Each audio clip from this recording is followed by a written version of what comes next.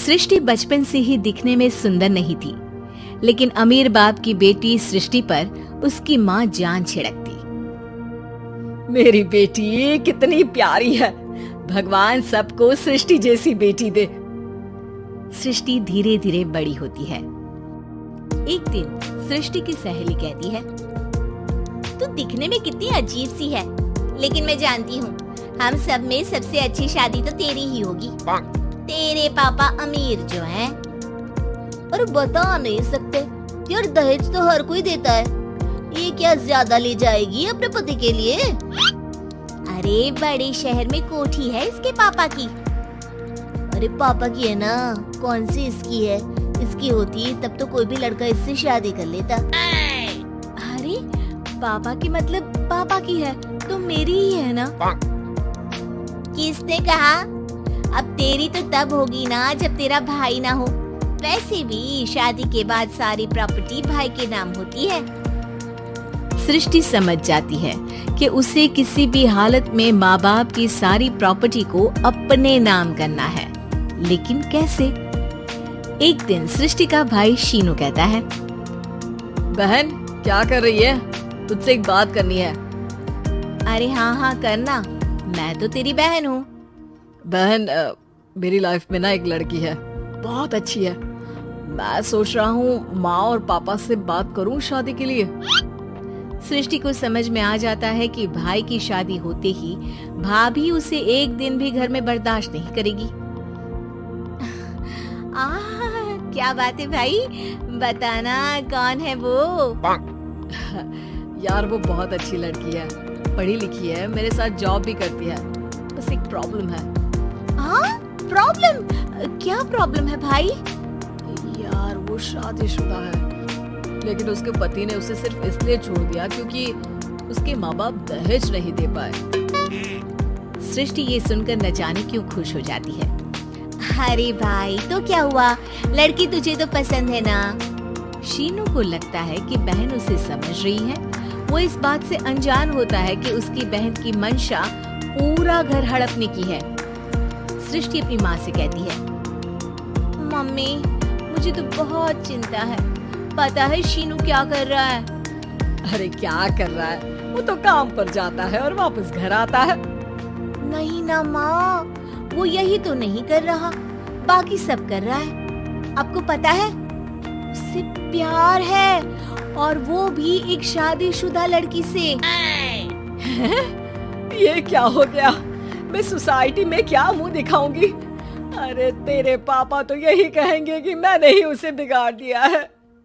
माँ देखो, मेरी बात मानो, पापा पर भी विश्वास करने की जरूरत नहीं है। अब आप ही बताओ, पापा इतनी देर घर के बाहर रहते हैं क्यों? बोलो। अरे बेटा वो तो नौकरी करते हैं ना।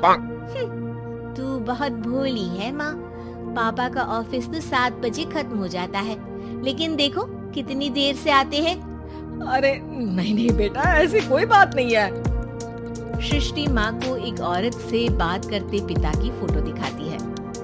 देखो माँ कैसे हैं पापा, मैं ना कहती थी कि पापा सही नहीं है। मैं तेरे पापा से बात करूंगी, दे फोटो मुझे। ओ माँ, वो तो डिलीट हो गई। लेकिन चल, तूने तो देख लिया ना, पापा से बाद में बात कर लेना। और हाँ, मेरा नाम बिल्कुल मत लेना। हाँ माँ। अब क्या था, सृष्टि के माँ और पिता के बीच झगड़ा होना शुरू हो जाता है। सृष्टि के मन में क्या चल रहा था कोई नहीं जानता था। एक दिन, माँ सृष्टि के लिए एक लड़का देखा है, वो लोग शाम को उसे देखने आने वाले हैं। और हाँ माँ, एक खुशखबरी, मैं और पापा मिलकर एक नया बिजनेस ट्राई कर रहे हैं। शाम को लड़का आता है, सांवले रंग का। सृष्टि को तो बिल्कुल भी पसंद नहीं आता। लड़की की माँ कहती है, लड़की का चेहरा तो कोई खास नहीं, लेकिन अगर मेरे बेटे को आप लोग सेटल कर दें तो मैं उसकी शादी आपकी बेटी से करवा दूं। सृष्टि को लड़का बिल्कुल पसंद नहीं था। उसे भाई पर गुस्सा आ जाता है।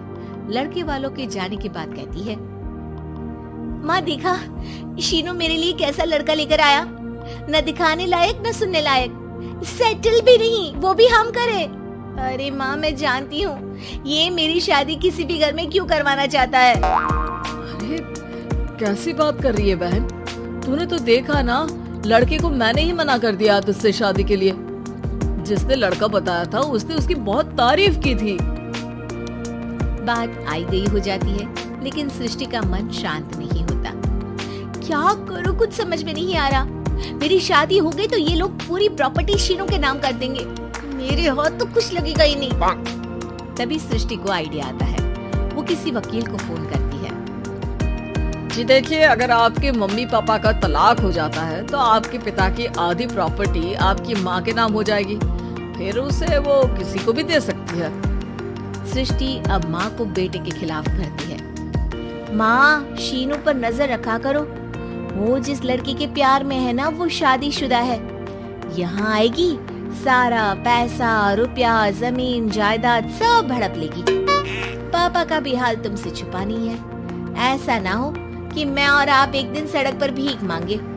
हे भगवान, मैं तो जीते जी मर जाऊंगी अगर ऐसा हो गया तो। ऐसा हो गया नहीं माँ, ऐसा ही होगा। अभी समय है, आगे का सोच लो। मैं तो कहती हूँ पापा से आधी प्रॉपर्टी लेकर अलग हो जाओ। पापा की आधी प्रॉपर्टी भी हम लोगों को अगर मिल जाती है ना, तो अगले 7 जन्म सफल समझो। बेचारी माँ बेटी के कहने पर पति से तलाक लेकर अलग हो जाती है। सृष्टि अब पैसों से गाड़ी और अपने दूसरे महंगे शौक पूरे करने लगी। उसके दोस्त भी उसके पैसे इस्तेमाल करते। सृष्टि, कल तुम कहाँ थी? मैं सारा दिन घर पर अकेली थी। तो मैं क्या करूं? मैंने ठेका तो नहीं लिया है ना तुम्हें संभालने का। माँ को सृष्टि से ये उम्मीद नहीं थी। वो बैठकर रोने लगती है। वहीं उसका पति यानी कि सृष्टि के पिता आ जाते हैं। मैं जानता था कि तुम्हारा यही हाल होगा, तो आपने मुझे रोका क्यों नहीं? मैं रोकता तो तुम रुकती क्या? सृष्टि के कहने पर तुमने मुझ पर, अपने बेटे पर शक किया, लेकिन तुम ये भूल गई कि कैसे हम दोनों ने मिलकर जीवन में इतना सब खड़ा किया। माँ पति के गले लग जाती है। मुझे माफ कर दीजिए, मैंने आपकी कमाई का एक बड़ा हिस्सा गवा दिया। कोई बात नहीं, तुम साथ हो तो मैं ऐसी 7 प्रॉपर्टी खड़ी कर दूंगा। तभी वहाँ सृष्टि आ जाती है रोते हुए। माँ, मयंक ने मुझे छोड़ दिया। वो बोल रहा था जब तक मेरे पास पैसे थे तब तक ही वो मेरे साथ था। पापा, माँ, मुझे माफ कर दीजिए।